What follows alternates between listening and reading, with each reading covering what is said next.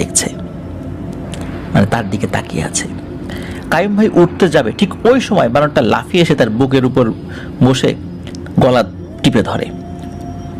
নিঃশ্বাস বন্ধ হওয়ার উপক্রম হবে, ওই সময় তিনি জ্ঞান হারান। সকালে অনেক দেরি হবার পরে ঘুম থেকে উঠছিলেন না দেখে কাইয়ুম ভাইয়ের আম্মা সবারই সবাই ওনাকে ডাকতে থাকেন এবং ঘরের দরজা ভেঙে তাকে অজ্ঞান অবস্থায় উদ্ধার করা হয়। জ্ঞান ফিরে আসলে তিনি সব কিছু বিস্তারিতভাবে পরিবারের সদস্যদেরকে খুলে বলেন। বাড়ির অন্য সদস্যদের পরামর্শে তারা রাউজানের মদন মহাল এলাকায় এক হুজুরের কাছে যান।